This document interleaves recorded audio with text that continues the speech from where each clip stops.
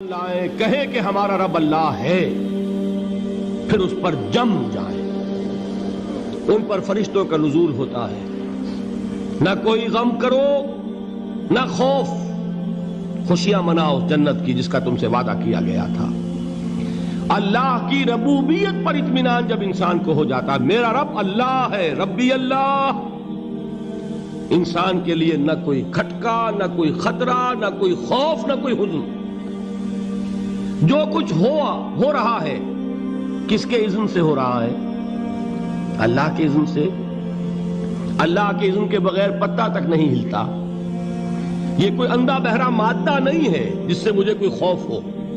اندھا بھینسا چلا آ رہا ہو اس سے تو ڈرنے کا ہر انسان کو ڈرنا چاہیے، نہ معلوم کس کو ٹکر مار دے۔ لیکن نہیں، اس کائنات کو چلانے والا ایک سمیع و بصیر خدا ہے، وہ جو میرا دوست ہے، میرا ولی ہے۔ اللہ ولی الذین آمنوا یخرجہم من الظلمات الی النور۔ اللہ اہل ایمان کا ولی ہے، ساتھی ہے، پشت پناہ ہے، مددگار ہے، حمایتی ہے۔ بتائیے جسے یقین ہو جائے کہ اللہ میرا مددگار، اللہ میرا محافظ، اللہ میرا پشت پناہ، اللہ میرا حمایتی، اس کے لیے کوئی خوف ہوگا؟ اس سے کوئی ڈر ہوگا؟ میں مثال دیا کرتا ہوں ایک بہت سادہ، پنجاب کے دیہات کی۔ وہ بڑا چودھری ہے اور کوئی غریب کسان ہے۔ اس غریب کسان کے جانوروں کو ہر وقت اندیشہ ہوگا چوری کا، کوئی میری بھینس کھول کر نہ لے جائے، کوئی میرا بیل کھول کر نہ لے جائے۔ لیکن جس کے بارے میں یہ سب کو معلوم ہو کہ وہ جو بڑا چودھری ہے وہ اس کا دوست ہے، اس کی بچیا کو کوئی خوف ہوگا؟ اس کی بھینس پر کوئی ہاتھ ڈالے گا؟ اسے کوئی اندیشہ ہوگا؟ نہیں۔ کیوں؟ کہ وہ بڑا چودھری، بڑا اس کا یہاں کا سردار، جاگیردار، سب کو معلوم ہے وہ میرا دوست ہے، کوئی میرے خلاف اقدام نہیں کر سکتا۔ اس دنیا میں یہ چھوٹی سی بات اگر آپ کے دلی اطمینان اور سکون کا باعث بن سکتی ہے تو ذرا تصور کیجئے۔ میں لفظ تصور استعمال کروں گا صرف اس لیے کہ اس کا ہم جس کو کہتے ہیں ادراک اور شعور کر نہیں سکتے، اگر کے ساتھ کر سکتے۔ اگر یقین ہو کہ اللہ میرا مددگار اور یقین ہو کہ اللہ ہر آن میرے ساتھ ہے، پھر کوئی خوف؟ کس کا خوف؟ کوئی شے اللہ سے بالا تر ہے؟ کوئی قوت اس سے زیادہ طاقتور ہے؟ کوئی اس کے ارادے کو بدلنے والا ہے؟ کوئی اس کی مشیت کے آڑے آنے والا ہے؟ یہی بات ہے جو حضور نے فرمائی۔ یہ ایمان کا حاصل ہے لب لباب، کہ دیکھو اچھی طرح اس بات کو ذہن نشین کر لو، اگر تمام انسان مل کر تمہیں کوئی نقصان پہنچانا چاہے نہیں پہنچا سکتے مگر جو کچھ اللہ نے لکھ دیا ہو، اور تمام انسان مل کر تمہیں کوئی نفع پہنچانا چاہیں نہیں پہنچا سکتے مگر وہ شے جو اللہ نے طے کر دی۔ آپ پھر میں کہوں گا ذرا طاری کیجئے، اسے فرض کیجئے، اسے سوچئے۔ اگر اس حدیث پر ہمارا دل ٹھکا ہوا ہو تو کسی سے ڈر ہوگا؟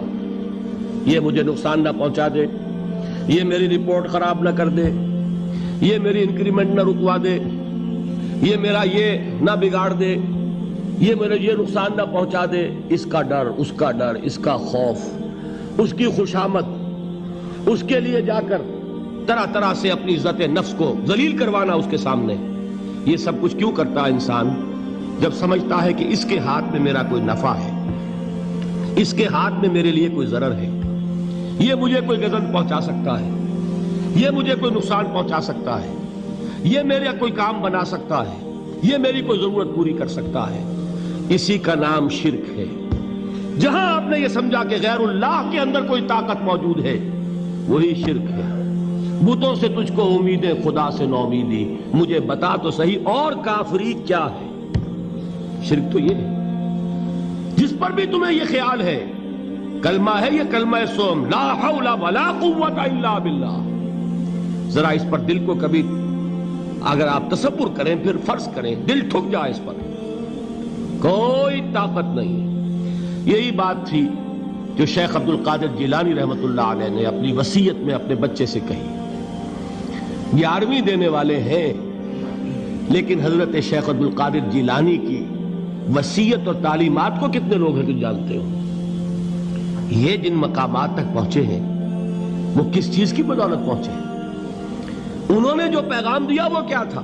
اے میرے بچے، جس طریقے سے قرآن مجید میں حضرت لقمان کی نصیحتیں جو ہے نقل کر دی گئی ہیں، میں یہ عرض کروں گا بالفرض اگر قرآن حضرت عبد القادر جیلانی کے بعد نازل ہوا ہوتا تو شیخ عبد القادر کی یہ نصیحتیں بھی قرآن میں درج ہوتی. اتنی اونچی نصیحتیں ہیں. اے میرے بچے، اس حقیقت کو ذہن نشین کر لے، لا فاعل فی الحقیقت ولا مؤثر الا اللہ.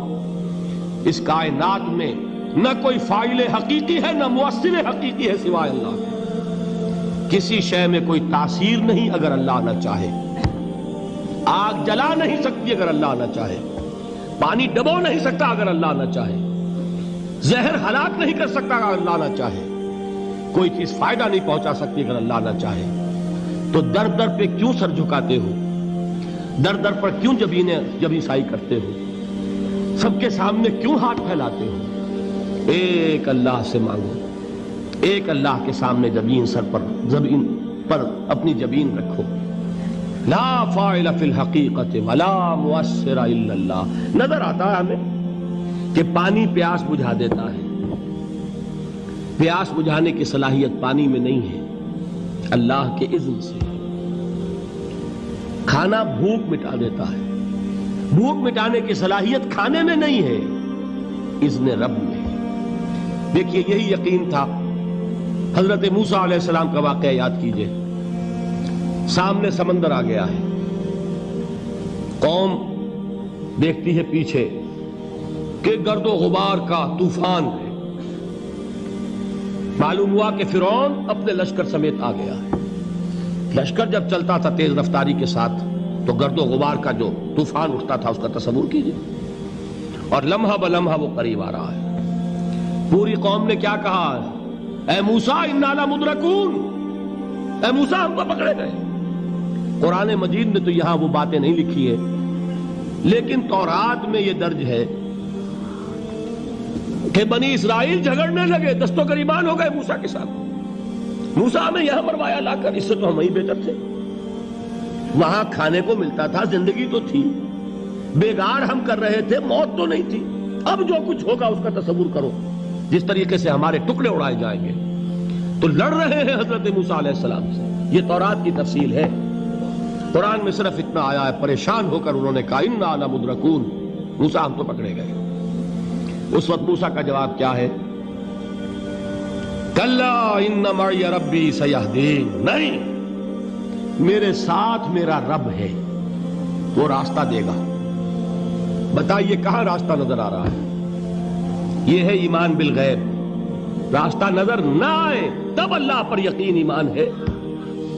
جیب میں پیسے ہوں اور تب دل کو اطمینان ہے تو ایمان کس پر ہوا؟ پیسے پر، اللہ پر نہیں. جب وسائل و ذرائع نہ ہوں اور پھر یقین ہو کہ اللہ مسبب الاسباب ہے، وہ اسباب کا پابند نہیں ہے، وہ اسباب کا محتاج نہیں ہے، اسباب اس کے محتاج ہے. اگر یہ یقین ہے تو اللہ پر ایمان ہے. یہ نہیں ہے تو تمہارا ایمان اسباب پر ہے، وسائل پر ہے، ذرائع پر ہے، مادیات پر ہے، اللہ پر نہیں. اس وقت کہاں راستہ تھا؟ کوئی راستہ تھا؟ سمندر ہے اور ادھر سے لشکر آ گیا ہے. کلا ان معی ربی سیہدین. اب دیکھیے ایمان کہہ دینا آسان ہے، ہوا معکم اینما کنتم. جہاں کہیں بھی تم ہوتے ہو اللہ تمہارے ساتھ ہوتا ہے. لیکن اس کا یقین قائم ہو جائے تو زمین و آسمان کا فرق واقع ہو جائے.